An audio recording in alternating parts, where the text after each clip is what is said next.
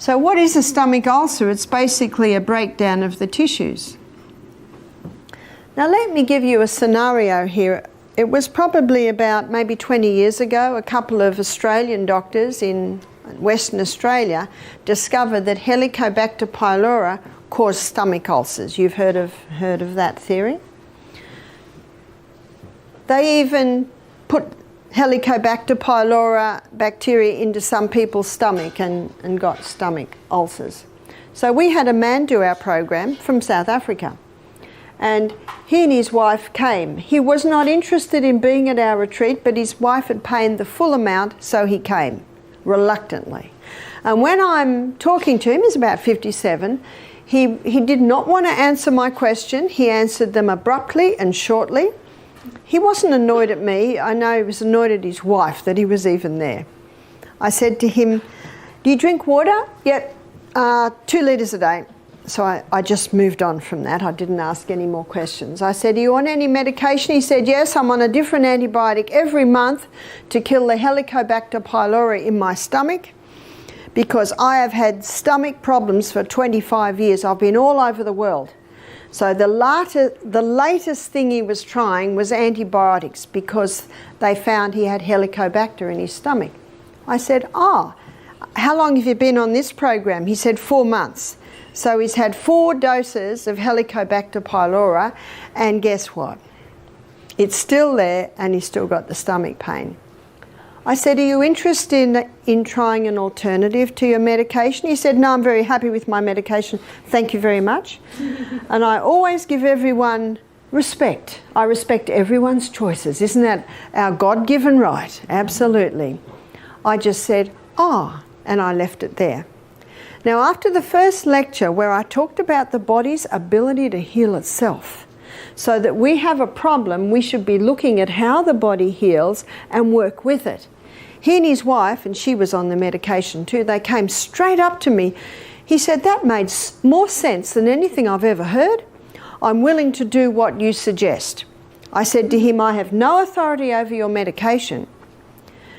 But I said, if it was me, I would cease it because it hasn't worked so far, and I would try the herbs that I suggest. He said, "I'm willing." So what I did was I gave him a herb called slippery elm, which coats and soothes the lining of the gut. He did our basic program, 2 days on juices, and we encouraged people, of course, to drink water between every juice. At the end of the week, I had a very happy man in front of me. He was eager to tell me something. I said, "Yes." He said, "I've had no stomach for 2 days, first time in 25 years. I said, "That's good news." And he said, "And I've worked out the problem." To me, that was even better news. Because who's the doctor? We are. We are. I said, what was the problem? He said, "I was drinking nothing between meals, and I was drinking almost a whole litre of water with every meal." So I want to show you what was happening in his gut. So what was happening in his gut, he's drinking nothing between meals, which means the lining to his gut is very thin, which means the hydrochloric acid is breaking down the tissues. And remember, the bacteria is an opportunist organism. And so what happened is the body started to, its own microorganisms changed role and came to the cleanup team, remember the garbage collectors, and they started to clean up the dead tissue, and their name was called Helicobacter pylori. See why you have to ask, why are they there? No wonder they find Helicobacter pylori in every case of stomach ulcer. They're there to clean up the mess. Now, as God would have it, when we smell food and we start to chew food, hydrochloric acid, here's hydrochloric acid is released.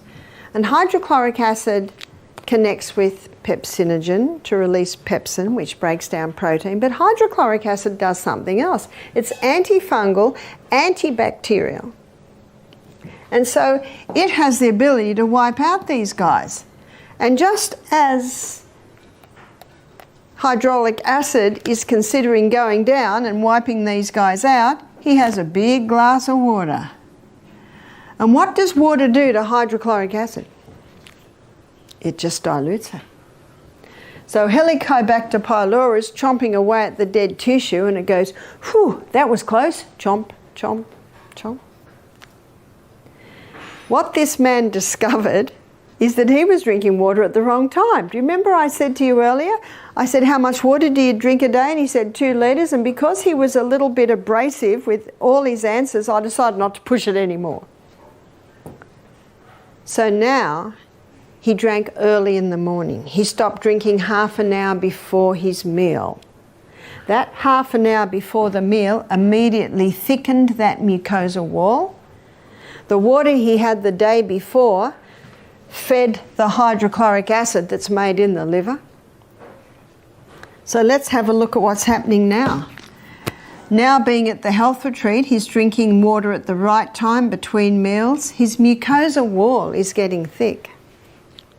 And then when he eats his meal, hydrochloric acid, which is not being watered down anymore, comes down and wipes out Helicobacter pylori. What a wonderful process. Who healed him? His body healed itself when given the right conditions. When someone comes to me with Helicobacter pylori, one of the first things I do is increase their hydrochloric acid. Because if you increase the hydrochloric acid, remember what one of its roles is? Antibacterial, anti-yeast, antifungal. Now, I'm not criticising the doctors that discovered that Helicobacter pylori causes stomach ulcer. It is there. It does play a role. But why is it there? Can you see that? And unfortunately, on the board that awards Nobel Prizes, there are representatives from the pharmaceutical companies.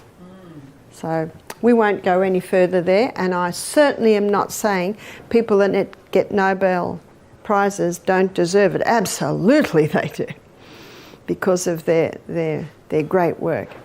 But I'm just presenting you the facts. I'm just giving you the basic anatomy and physiology. So this man who'd had stomach pain for 25 years found relief by just drinking water at the right time, which allowed his body to heal itself. Dr. Batman Geheldhind, we'll call him Dr. B, he found the first place that we lose water is the lining of the gastrointestinal tract. He also found that if you go down the gastrointestinal tract, you come to the pancreas. And the pancreas releases 2 hormones into the blood to help balance blood sugar levels. That's your insulin and your glucagon. But if you're dehydrated, those hormones aren't being made as they should be. So people that are dehydrated, that can be a contributing factor to diabetes. He also discovered that there are hormones released from the pancreas to finalise digestion. So there's pancreatic lipase to finalise starch digestion. Fat digestion.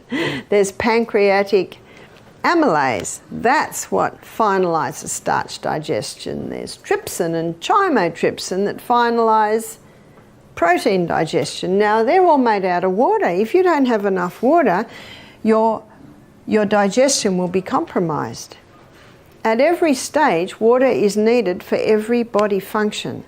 So no wonder Dr. Beat entitled his book, when a person has a symptom of disease, he says, must be one of the body's many cries for water. That's the title of his book. Our brain cells shrink when they don't have enough water. Headaches are common when we don't have enough water. Negative thought patterns can develop when our brain cells don't have enough water. I can get my hand to go in and out like that without pain because around every joint there's fluid. And that fluid is synovial fluid, and it is 99% water. In a state of dehydration, the body can take some water from there to maintain full blood volume in the major arteries and veins. And so if I have pain in there, maybe it's called arthritis, but actually maybe it's just a state of dehydration. our eyeball moves around in water. So we need water at every single step. Also our lungs. Now at the bottom of our lungs, I'll draw you a small picture of our lungs so that you'll understand this. So here's our lungs here. That's one lung. So your trachea splits and comes down, and then it splits again into little bronchioles. It's quite a process.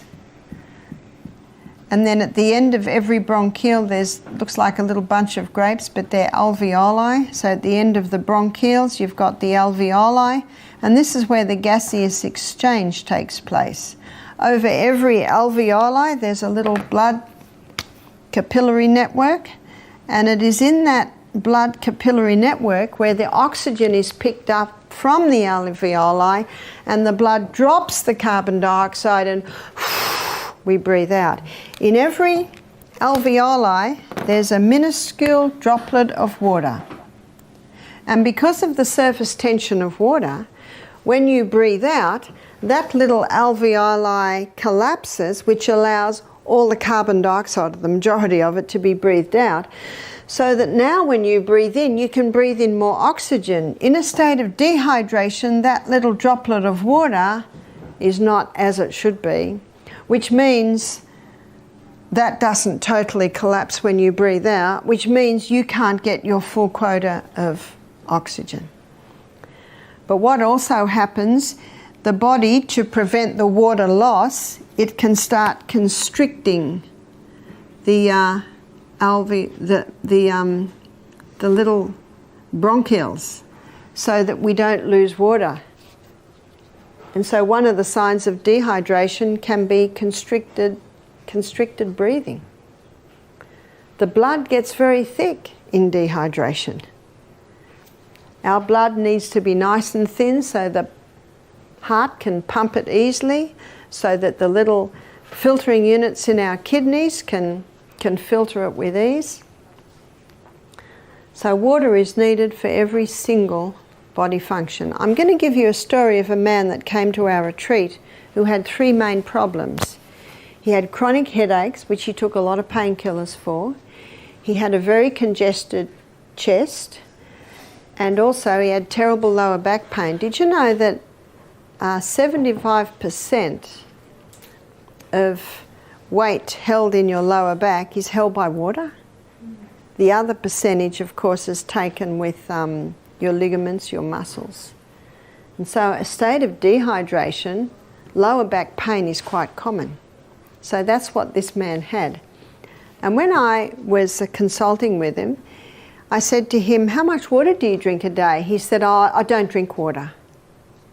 I said, "You don't drink water?" I said, "What do you drink?" He said, "Oh, Coca-Cola, coffee," because he has a lot of painkillers. He was only 44. He was a well-built man, but at 44, his quality of life had gone. So we encouraged him to start drinking more water.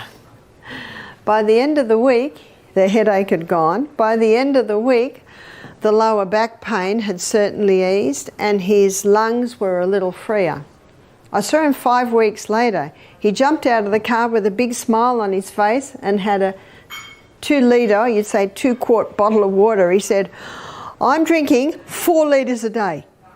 He said, "In 5 weeks I've had no headaches, no lower back pain," and he said, "My chest is almost clear." What was his problem? It was dehydration. How nice when it's as simple as that. It's not always that simple, but it's nice when it is that simple. So Dr. B's book, One of the Body's Many Cries for Water, is an important book because he goes into every body function and shows how important it is for us to be drinking adequate water. One lady said to me, "I drink quite a lot of water in my cups of tea." Sorry, that doesn't do it, because tea contains dehydrating agents. Caffeine and tannin are both quite strong dehydrating agents, And if she puts a little teaspoon of sugar in that, there's another dehydrating agent in there. We had a pathologist do our program. He said, we've done studies on caffeine, and we have found that you need 5 cups of water to make up for the dehydrating agents in 1 cup of coffee. Now that was a cup of coffee that also had sugar in it as well. So not only are people not drinking enough water, but they are also causing dehydration because of the drinks that they are having. Again, we need to drink little by little by little. Much depends on your activity through the day. If you're working out in the garden and perspiring a lot, if you're having steam baths a lot, then definitely you need to drink more water. One of the signs that you're drinking adequate water is that your urine is clear. So when your urine is clear, that's a fairly good sign that you're drinking enough water. Now at the moment here at the retreat, you're having B vitamins, and those B vitamins have an effect on your body to cause your urine to be fluorescent yellow. So don't be surprised if this week your urine is fluorescent yellow. So you just got to find out how to get it in. And many people in aged care facilities, elderly people, they do not drink enough water. And it certainly is a contributing factor to the mental illness and the deterioration in brains we're seeing.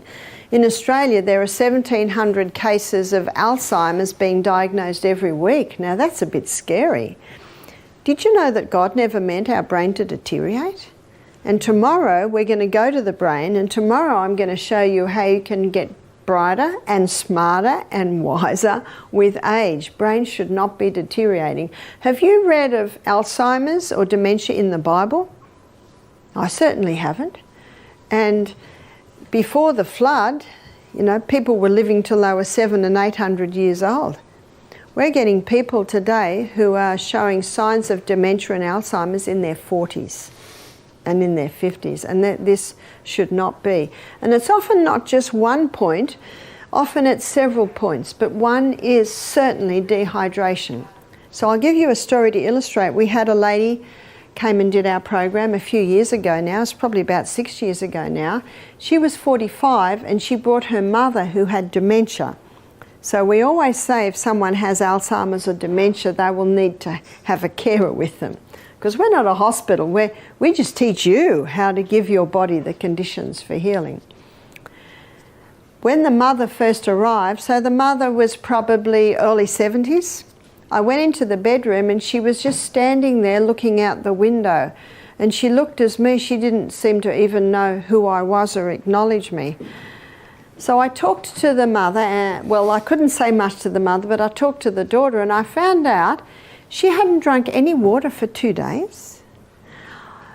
And because she had dementia, her daughter would ask her and she'd say, oh yes, I've drunk lots of water, but she actually wasn't drinking any. And she hadn't been to the bathroom for 3 days. I'm talking about her bowels. So they're 2 things that we can fix pretty good. So we gave her herbs to get the bowels moving, and we just got her to drink little bits of water. See, a lot of elderly people are put off water because they don't want to have an accident. But if you can explain to them, just have a mouthful at a time. That's reachable. Just have a mouthful at a time. If you have a mouthful of water every couple of minutes, you'll be surprised how much water you can get into the body in a day. So just have lots of little bits. Within 24 hours, this lady had no dementia. She was lucid, she was talking to people, sitting and dialoguing, and the daughter looked at her and she hadn't seen her mother like this for a long time. You see, I understand what it's like in an aged care facility, because she had her mother in an aged care facility because it was just so difficult to look after her. She really couldn't leave her. That the nurses are so busy, they don't have the time to make sure everyone drinks enough water. And something else happens. When they get them to drink more water, more of the elderly people are having accidents, and then there's a lot more work for the nurses. I understand that. I understand it. I think it's our role to give our body the conditions so we never get there. Is that right? so that when we're getting into our latter years, our kids will want us to live in the little granny flat because we're going to mind the children, we're going to put the washing on the line. Oh, that's right, you put them in the, anyway, clothesline. They do the ironing, they chop up the vegetables. You know, I say they're queen mother activities, you know, slow down a little bit. But how helpful is that for most busy families to have the mother or the mother-in-law there who's got a clear mind and can be of a help. I understand why so many are put in aged care facilities, because they can't be looked after. One lady said, my mother gets up at 3 in the morning, she goes to the people next door, she puts the clothes on off their clothesline. Oh, and my mother was found down the middle of the road naked. You know, that's very hard, and I feel so much for the person, because, you know, that's very debilitating for the mind to deteriorate like that. And so here we had this lady who got her faculties back within 24 hours because we got her bowels working and she started to drink more water. She really liked the salt. And if you give salt to someone, you know, what's the next thing they do? They reach for the water. So this daughter and her mother, the daughter's name was Isabel, she decided to book in for the next week. So she stayed for 2 weeks. She hadn't seen her mother like this for 10 years. Halfway through the second week, she rang up the aged care facility, she cancelled her room, and she brought her back home. And she lived with her for another 10 years. She eventually, I think, had a heart attack in her early 80s and passed. But what a lovely thing that could happen. So the scary thing about that story is how many people are losing their minds, are in aged care facilities, that if they just had someone who could work with them and get these body functions working well, would be okay. But as I said, the person we can work on is ourselves. And when our friends and relatives see the effect of what these lifestyle changes are doing, then they'll be inspired to make the changes too, we hope and we gather. So I want to give you a few Bible verses that illustrate the body. So we've got Romans chapter 12, verses 1 and 2. The Bible says, I beseech you therefore, brethren, by the mercies of God, that you present your bodies living sacrifices. What's a living sacrifice? It works well. That we present our bodies living sacrifices, holy and acceptable to God, which is your reasonable service. Do you know why it's so reasonable? Because we're living in the body. And it's nice living in a body that works. But notice verse 2, it says, be not conformed to this world. Now we all know what that means. Just go to the fast food shops. Isn't that the way the majority of people live? Be not conformed to this world, but be transformed by the renewing of your mind. When you're transformed by the renewing of your mind, you get a clear mind. And I think you'll agree with me. Are you finding now, what are we now? Sunday, Monday, Tuesday, Wednesday, Thursday, Friday. You're on your 6th day of being at the retreat. Do you find your mind is clearer? And when your mind is clearer, you can make the decision to surrender yourself to God. So that's why it means, be not conformed to this world, but be transformed. That's what God wants to do in each one of us, not just transform our bodies, but transform our minds. Be not conformed to this world, but be transformed by the renewing of your mind. And part of renewing your mind is doing what you've just done for 6 days. You've got a clearer mind. So be not conformed to this world, but be transformed by the renewing of your mind, that you may prove what is that good, acceptable, and perfect will of God. Who do we prove it to? Well, you're going to be proving it when you leave the property. You'll be proving it to everyone you meet, to your family when you go home. And remember, the most powerful testimony you can give is just you. You're happier. You're easier to live with. You're actually looking good. So let's define that again. Be not conformed to this world, but be transformed by the renewing of your mind, that you may prove what is that good, acceptable, and perfect will of God. And what's the perfect will of God? We find that in 3 John chapter 1 verse 2, where he says, "Beloved, I wish above all things that thou mayest prosper and be in health, even as thy soul prospers." That's God's will for each human being on this planet, isn't it? God has no delight in the suffering of humans. And yet the turning around, you can see why I chose those two verses. I think they encapsulate it very nicely. So the turning around, the transforming of the mind, the first step really is to drink more water, going to bed early, eat more food. Then your mind becomes clear and you start to see things clearly. And that's when you can make a decision. No, I want to do what is right.